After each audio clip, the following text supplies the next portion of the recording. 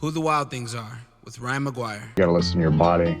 Oh my God, maybe, I could get out there, I could do this. Let's take a ride, find your wild side, real stories, see with your own eyes. It's so beautiful.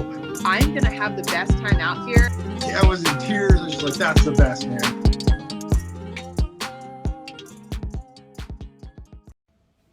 Yo, welcome back to Who the Wild Things Are. We've been on a roll lately.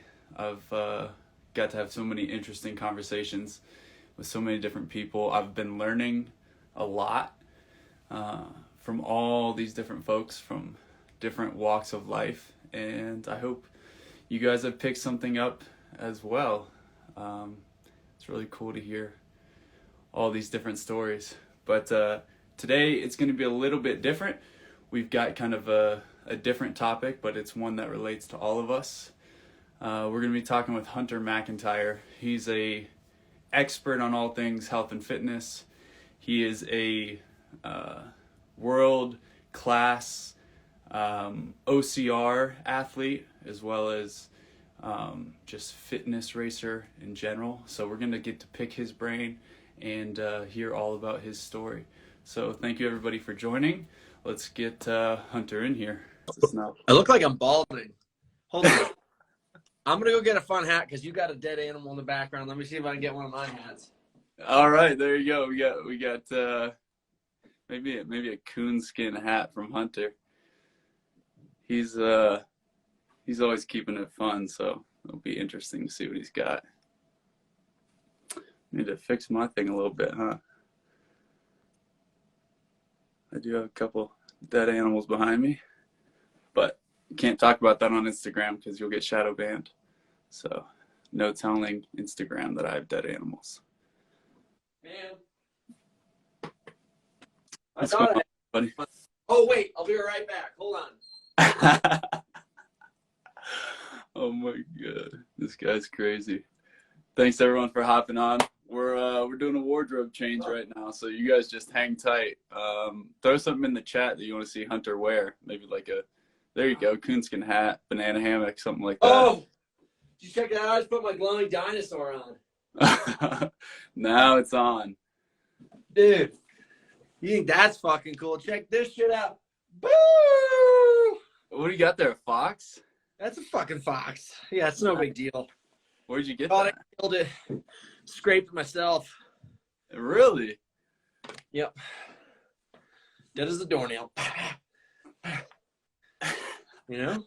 How you doing, man? Did you get your car situation figured out? Well, I got a new set of keys, if that's what you're asking. And the confidence of Instagram, Jeep as a company can go fuck itself, and I'm a Ford man now. I love that. You know what's really ironic, I was thinking today, was you were hating on your Jeep a lot, and then with OCR Stars, you gave away a Jeep like the very same day.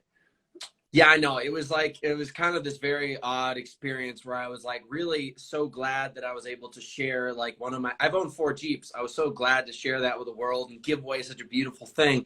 And then Jeep, once again, just stabbed me in the ribs. I was like, oh, like right when I got closest to it, when like in the scene with in Gladiator where he like hugs Maximus and then stabs him in the back with it. Like that's what I felt Jeep had done to me, and I was freaking pissed. Hey guys, if we can get this up to over 100 people, Ryan will take his shirt off, and if we can get it up to 200 people, I'll take my pants off. There you go. You guys heard it here first. Get everyone in here. Yeah, what you guys with these low ass rookie numbers? So Hunter, for people that are hopping in or that are like, who is this guy? Tell us just like a quick synopsis. Who is Hunter McIntyre, and like what is it that you do? I would say I ran for a living for probably the past 8 years of my life. Obstacle course racing, high rocks events, Tough Mudder events. Went to the CrossFit Games 1 year on an invitation. Like, really was just so focused on pushing the barrier of fitness performance.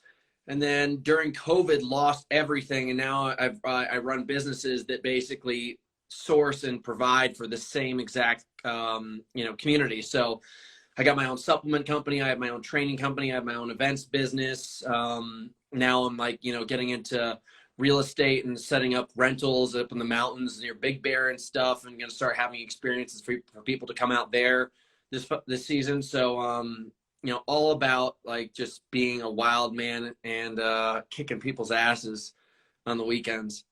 Hell yeah. So how did you get into the racing thing? Did you race like in high school? I mean, I think everybody is supposed to do sports in high school. My parents gave me two options: get a job or do sports. I was like, fucking, I'm doing sports, baby. But I never understood the value of actually being good. I was good, naturally, but I never understood the point of training to become great. So, you know what I mean? Like, I always got, like, it was always a slap in the face, I guess, that I would get like most talented or most potential award. You know what I mean? That means like you had a lot of opportunity and you just didn't do shit with it. Yeah. So that makes sense. I think in high school, it's like it's not even cool to work hard and be good at things. That's not cool. the kids that were really good at sports were definitely nerds. Yeah, it's an interesting thing, like the way that mind shift changes once you get older and you see someone that's like super dedicated to your craft. Then when you're older, like you really admire that person. Yeah. I didn't understand it at all. I mean, I never read a book really until I was like 19 years old. All I did was read that same book, Old Man and the Sea, over and over again, and do different, because I kept on bouncing school to school. I would do the same report, but just on the same book, different schools. And now I understand the value of like reading and retaining information, kind of learning new mindsets. And same thing with training. Like whenever I see someone who's like really top of their game, they could be in a totally different thing. They could be a farmer, they could be a philanthropist, they could be an author. I'm very interested in talking to them just to understand their mindset on something. And if I can just take a percentage of that and put it towards my lifestyle, boom, things get good. Right on. So I'm curious because I'm doing my first High Rocks, and I know that you've kind of been the legend of High Rocks. You've won the world championship a bunch of times. How did that whole thing start? And I guess for folks that don't know what High Rocks is, can you give them like a background of what that competition consists of? Yeah, the competition alongside of a couple other events like DecaFit, it's called fitness racing. It's the idea that you're doing not necessarily CrossFit, but you're doing fitness like CrossFit, but you're running in between, kind of like OCR is like mountain running with obstacles. High Rocks is fitness stations with running. So the primary movement would be running. And I've always liked lifting a lot more than I like running, but I still love running. So it's this perfect mesh, and they call it the World Series of Fitness. So I stumbled upon it in 2019. I was invited to go compete in 2018, but I was focused on the CrossFit Games. Totally just stumbled upon it, and within 2 events, I had set the world record, and it just kind of felt perfect. I was like, man, I've been looking for something like this for a long time, and it's growing. Obviously, people are getting much, much better, and it's a global sport, which is very interesting. I think it's kind of like 2012 CrossFit, like where things were really starting to get interesting and all these freaks started to come in. So I would say over the next like 2 years, you're going to see a lot more talented people coming in. The times are going to get crazy. Yeah, it seems like it's definitely advancing that way. So your progression was like CrossFit Games into High Rocks. Running, CrossFit, High Rocks. How do you feel about the kipping pull-ups in CrossFit? I mean, it's tough. Like, it's hard to say. Anything that's measured and competitive, I like. I just think that there's some things that are more competitive and are more measurable. CrossFit's made some things that shouldn't necessarily be like sped up. They've like kind of really glorified that and globalized it, such as kipping pull-ups. And that kind of is stupid.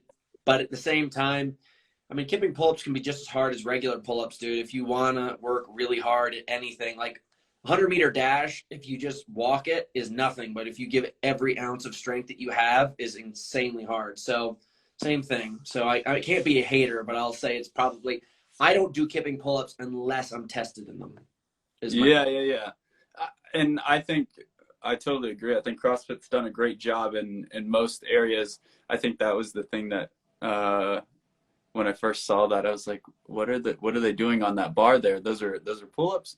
And so that one has always stuck with me as something that it doesn't naturally click in my head, but once I see it in a competition, I start to kind of understand what's going on. Yep. Yeah. What are you gonna do? Don't do CrossFit. So you started dominating the High Rocks thing, and what's cool about High Rocks that I've seen is that the race is the same all over the world. So you can do the race in Chicago and then go to, you know, another country, and the race is essentially the same race. It's not like CrossFit where there's new challenges every time. You know what you're coming up against. Sure. In theory, it's like that, but I'm going to call bullshit. If anybody has raced in the United States or raced over in Europe, the setups that they have in Europe are a lot easier than the setups that they have here. So I'm just going to call you guys out. You Europeans are fucking lazy as all hell. What's the differences? Like, give me one or two. Mostly it's the sleds. So that's one of the biggest factors of the sport. What happens is you have to understand that technically it's the same weight, but the surface material that they use over there and the sled, it creates a different level of friction.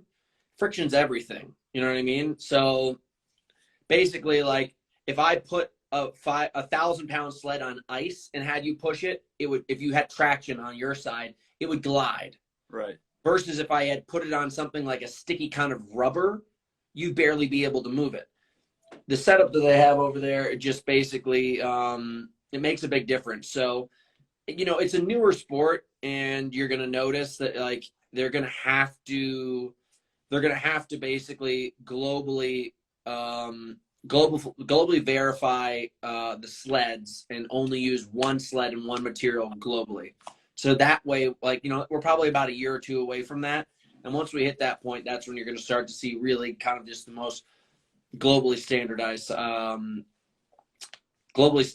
times. And also another really big factor in the sport, this is getting really nerdy, but they technically only really measure the outside laps, and they don't measure the inside, which is called the rock zone, which is the stations. So you may come in and enter, and it may take you 5 feet, or it may take you 50 feet, or maybe almost 150 feet to get where you're going. And based on, all these venues are shaped differently. One shaped like a square, one shaped like a rectangle, one shaped like a rhomboid. And the way that it's designed, not all of them are the same. So, you know, I, being a person who's like very elitist about like super high level performance, I get like very nerdy about this stuff. And if I look at that, I get ripped. I get real pissed. So what you're saying is you come in for a station to do a workout from a run, and instead of being in station 1, there's other athletes taking up stations 1 through 9. So you have to run to station 10.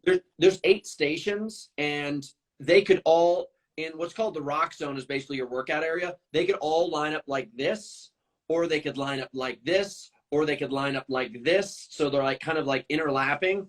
And the way it works is they have to join these things all together, almost like Tetris, so that you can fit it all in the space. If it was perfect all the time, it would always be perfect. You know what I mean? It would always be like 1 through 8 like that, but it's just not. That's just me kind of nerding out on it. You'll recognize when you get there, and you'll be like, oh, now I get what he's talking about.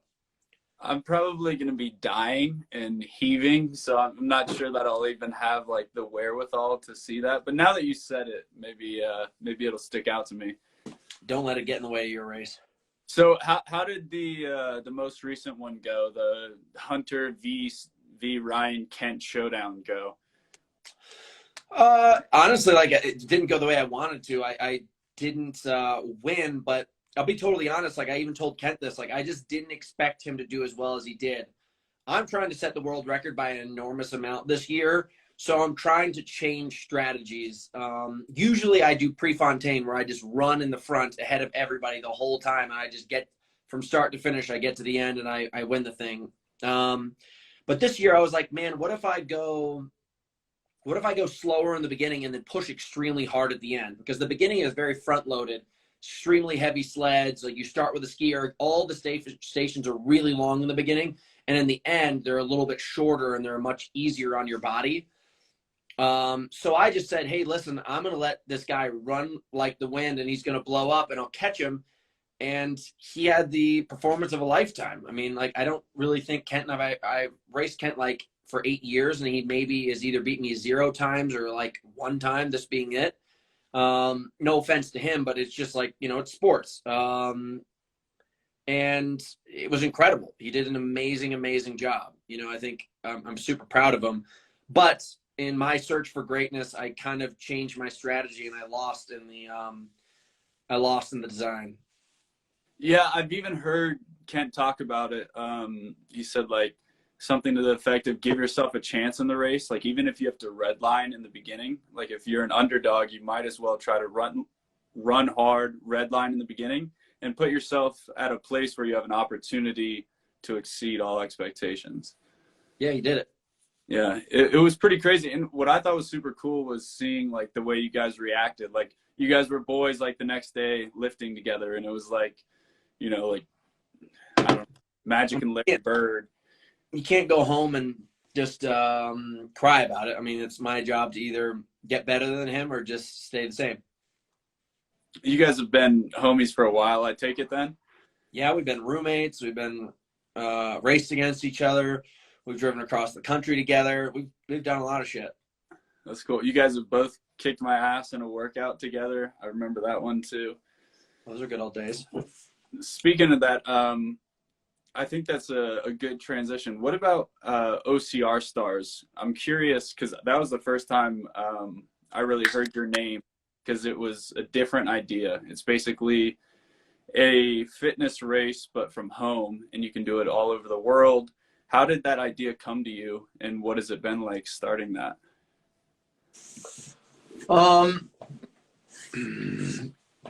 I will say that, well, I came up with it just because all races had been canceled, and I thought to myself, it would be valuable to the industry if someone took charge and did something that was like really professional and really kind of inspire the athletes to do something, and not like one of these virtual 5Ks where you get like sent like a sticker if you ran a 5K in your backyard. Like I wanted some really hard competition, something that we all truly carried about and valued.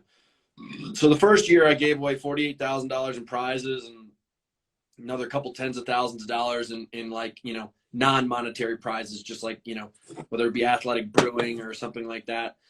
And I wanted to do it bigger and better.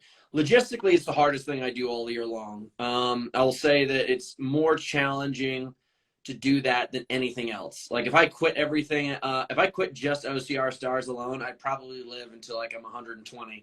If I continue to do OCR stars, I'll probably be dead by like 36. It's not a monetary valuable effort.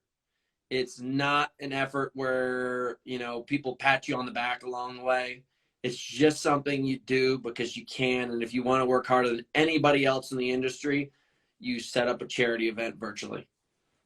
Well, I think, you know, these little hearts in the chat, those are people patting you on the back virtually for all your work in OCR stars. Yeah. So well, hearts don't pay the bills, assholes.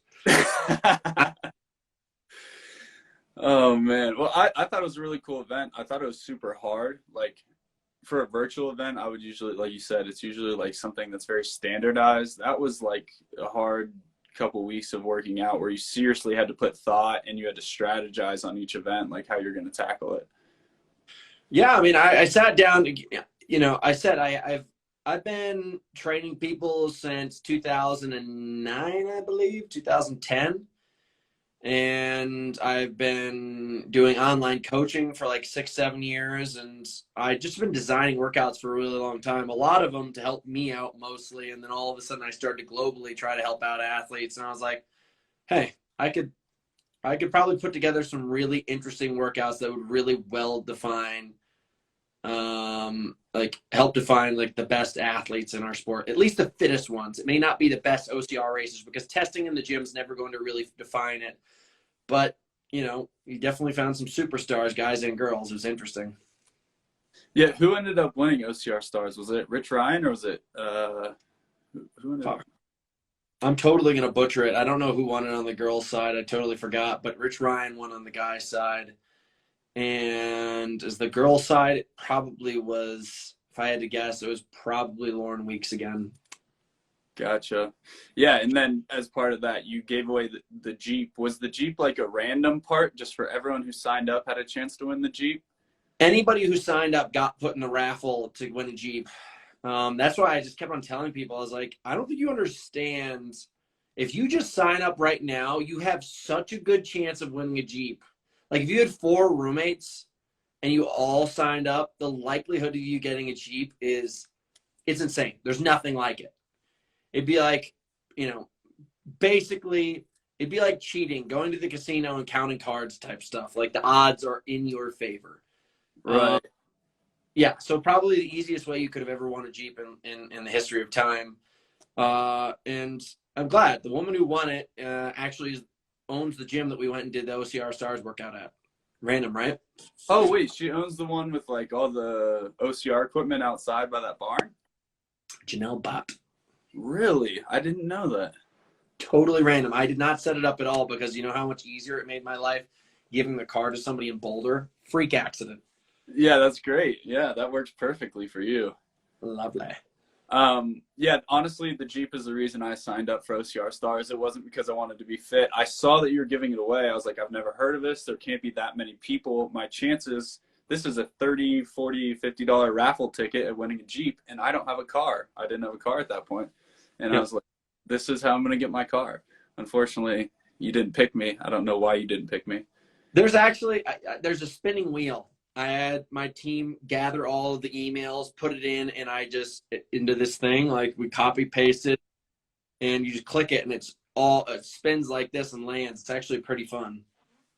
How many times did you do it? Did you just do it once? One and done, swear to God. One done, or like keep clicking it until it's someone in Boulder, and you're like, there we go, that's a Boulder name. Right, you think I would have given it away to a stranger? I'm like, oh, wow, it landed on my mom or my best friend. Oh yeah, but that's a little too obvious there. Yeah, right, dude. I'd be like, oh, these are the, so many people in my inner circle were like, dude, why don't you just give it to somebody and say that you gave it away, and then just, we'll just pretend we sold it or something. And I was like, morally, I can't do that. I wish I had less of a heart. You're a good guy, Hunter. Yeah. So outside of the OCR Stars, a big part of your life right now is the training you do for other folks online, the house training program. I've seen a lot of stuff about that lately. And I'm curious, was that always your path? Like, did you go to school to become a trainer? Was that kind of what you had envisioned? No, I dropped out of college, and then I got really into fitness, and then I took my first certification, AFPA, on my brother's couch, and it was terrifying. Studying in his living room every single day for like 3 months. As I said, I probably passed it and started training people at New York Sports Club in 2010. Then I moved to Malibu, and I was like, I got hired to move out there with my friends and train people out there. And I was like, I'm going to train celebrities for movies and get them all jacked and ripped. Like, I was doing modeling and fitness modeling at the time, and I held like 5 to 6% body fat year round and just looked like a Greek god. And everybody wanted to be like, oh, what do you do? Like, how do I get as ripped as you? And I was like, yeah, I'll tell you. I'm like, I was like, then I started training at Soul Cycle and like started to become one of these like celebrity trainers. And then I was just like, fuck, man, like all these people that I'm training and all these people that are coming to my classes, like they're stars in their industry. They're the best of the best. They can afford these high level trainers and stuff, but they're stars, and I'm just helping hold up their star. You know what I mean? Mm-hmm. And I was like, the only way I'm ever going to really be the highest level that I possibly could be in the community of fitness is to increase my value and my name. And I also wanted to compete, but I knew one and one. I was like, I'm always going to be a spin instructor or a personal trainer. Or what I can do is I can shoot myself to the fucking roof, and I can start getting into public speaking and start helping thousands of people a year rather than, I could fill a spin class 75 to 100 people sometimes, but at the same time, that's only one class. Like every single day we are helping, we are just around 700 athletes right now. We provide for thousands of athletes globally every single year. And I'm getting messages from people that are qualifying for High Rocks World Championships, or, they just set a record, or they won their age group, or they won, they came top 5 in pro division. So we were just helping tons and tons of people make huge differences. And, some of my favorite parts are like, we have a program called Look Good Naked, and just watching people literally have these like incredible transformations, like the one you'd see in infomercials and stuff. Truly, we have clients that like went from looking like, you probably would want to keep a t-shirt on when you go into the pool, to like looking like a Greek god. And I'm like, damn, that's awesome. Like, this stuff's effective and valuable. So I'm pumped about it.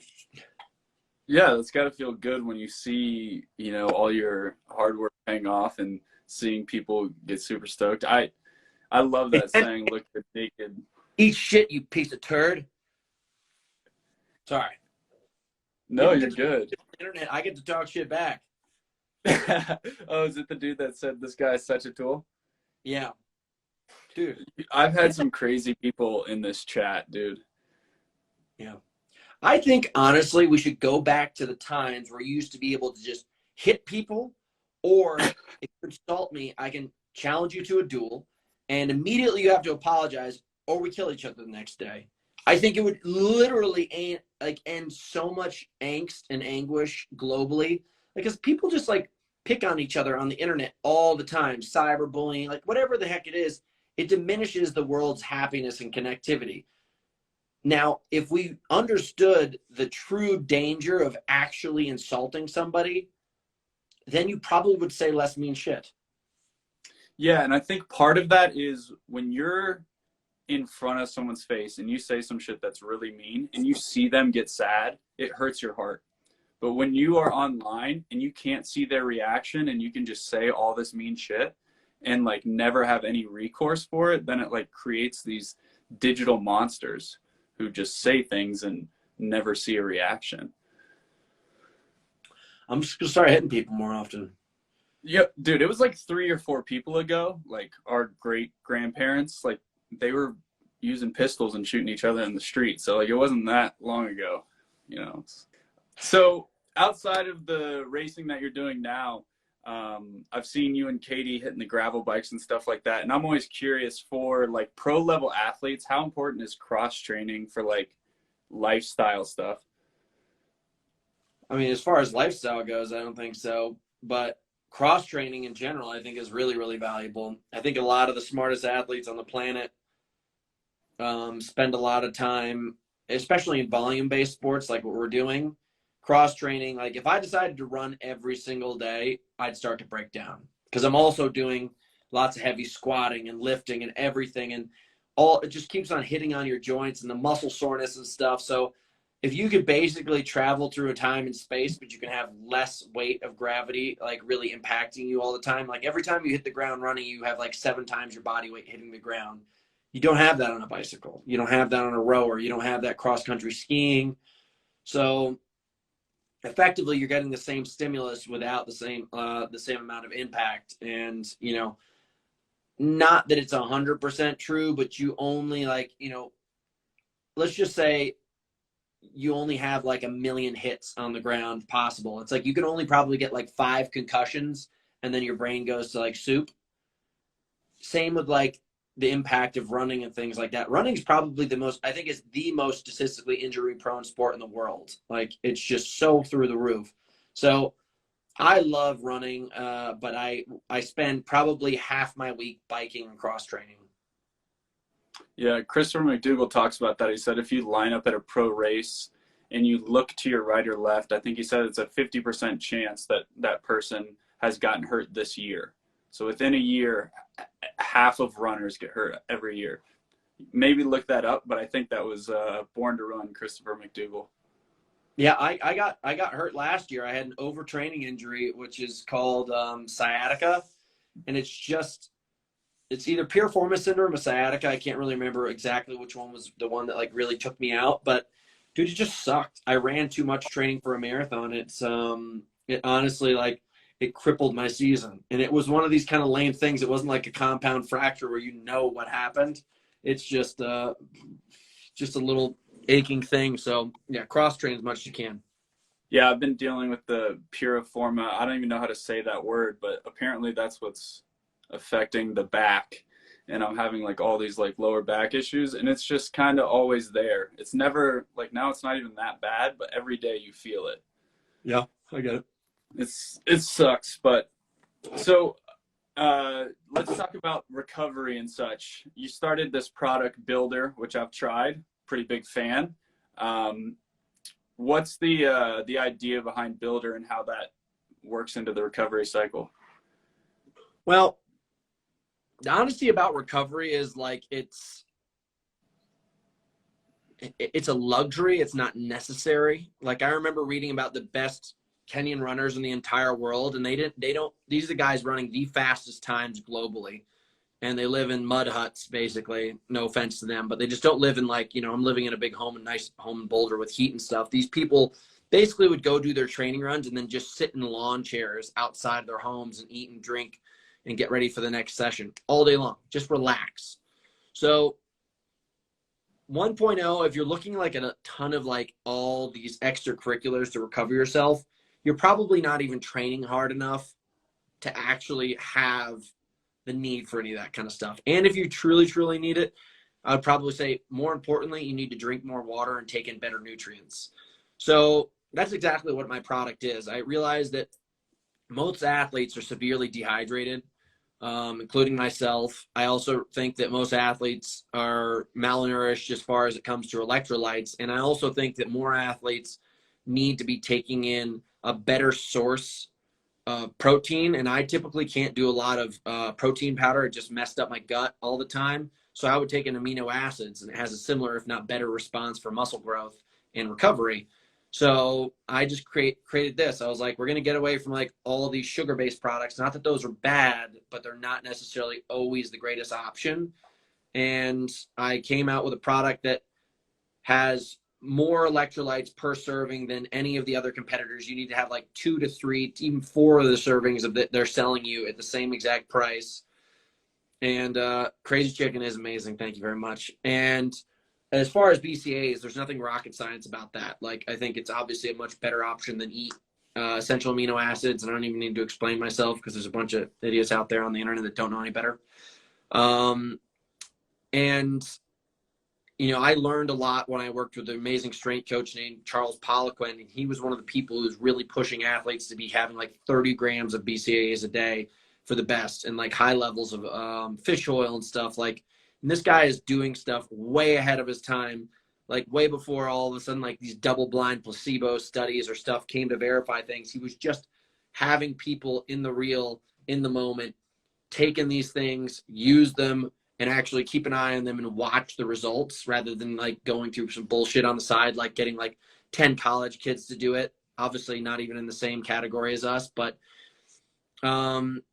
that's the specific on my one product. But Builder as a company, our motto is building better athletes. And our company is really about sourcing the best products to give you guys the best performance. And, our next product is going to be a pre-workout.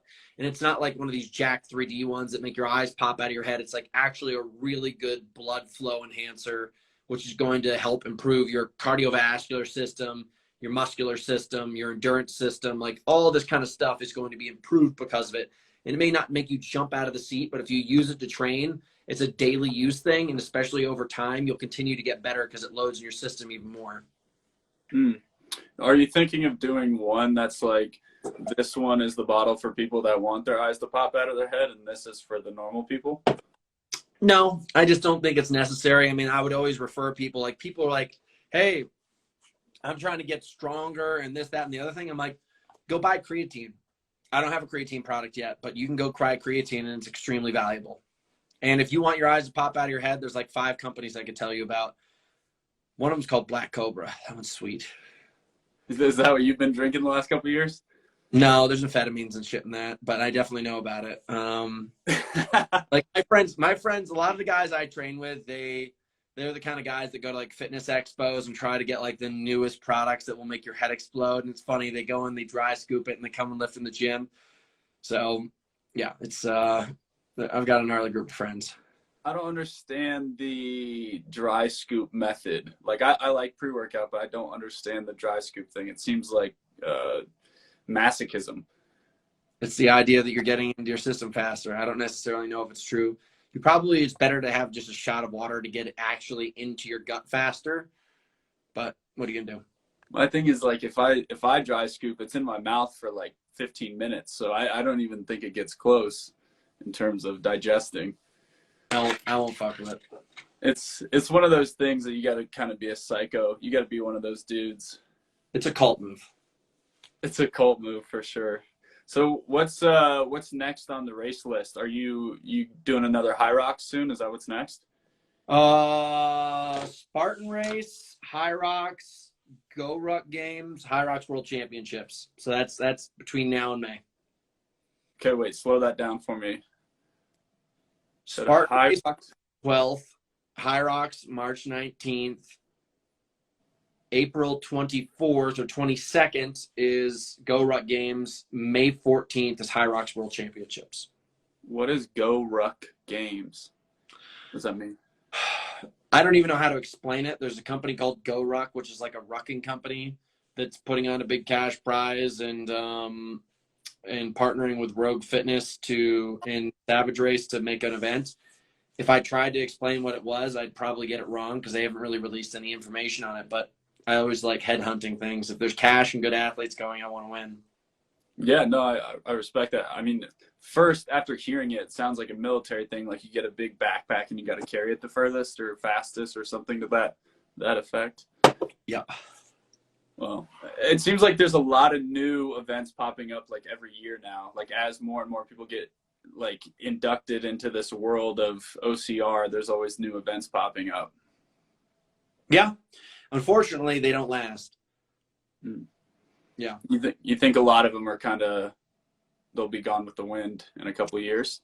They always do. I think the only companies that have not gone bankrupt in our industry and gone are Savage Race and Spartan Race. And there's probably been a dozen and ones that have put tons of money behind it. Like Tough Mudder went bankrupt. Like there's just, and they got bought out by Spartan Race, right? yeah. So I mean it's the stats are not in their favor, but I wish them luck. Absolutely. I think one of the things that makes it so popular is like how the prime age has kind of moved down. You know, for like a lot of sports, it's like 26, 27, 28 is like as good as you're ever going to be. And then there's going to be a steep fall off. Like after you're 33, 34 in basketball, you're not going to be an all-star anymore. But in OCR, you could be the best in the world at that age. Yeah. Yeah. A lot of guys are winning the world championships at 40. Wow. Yeah. I mean, it's a different kind of animal. How old are you? 32. And Kent's about your age, right? 36. Wow. So Kent's getting up there and he's still dominating a lot of different stuff. Yeah. What's the he kind of seems like he does his own programming, kind of like stays in his own lane when he works out. It's kind of a, I don't know, dichotomy. Yours is more like train a lot of athletes. His is more like just him. Yeah. Is that a question? I'm confused. No, I'm curious. Why do you think that is? Why do you think he doesn't train other people? I mean, I think everybody is, everyone's unique. You know, some of the best athletes in the entire world don't even mess with the stuff of like getting involved with any other people. Hobie Call, probably the most talented athlete I've ever met in my life. He wins world championships and he works as an HVAC guy. You know, having to create programming is not necessarily complicated, but having to give everyone a good experience and like be involved and like have like emotionally involved, even in like a small level with hundreds and hundreds of people, it can get you crazy. Some people just want to be able to, like, he's a UPS driver. He wakes up, drives his truck, drops off packages, works out, hangs out with his family. You know, that can keep things very limited. I'm a person who lives a little bit more of a hectic lifestyle, so that'd be my explanation. I think the hat and glasses is a testament to that. Yeah. What the fuck is going on with my phone? You're good. You have you have anything else coming up, like any more products? I saw that you launched the Ultimate Engine. Is there any more stuff that people should be looking out for coming from Hunter?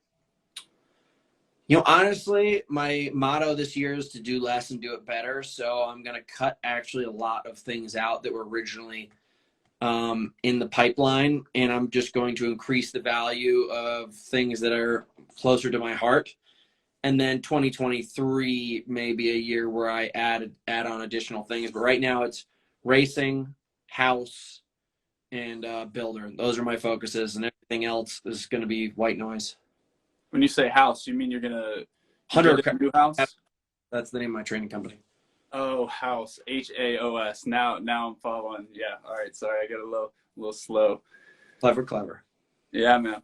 Well, I've got all the answers I was looking for. If you have any other questions, I'm happy to answer them. And yeah, just one more time, let people know where they can find out about your stuff, where they can find your programs and your products.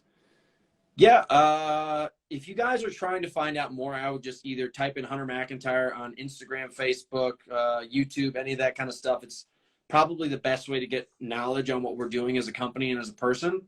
And beyond that, like, you know, we're always creating awesome things, whether it be events, supplements, training. And if those are things that are piquing your interest, we'd love to help you guys out. I'm not a very salesy person.